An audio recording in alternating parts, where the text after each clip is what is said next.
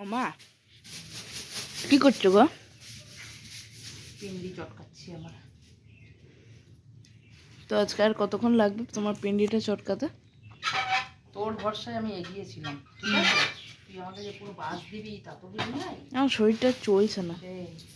তুই আমাকে পুরো বাস দিবি। এইগুলো করবা নাকি? দেখি কতদূর কি করতে পারি।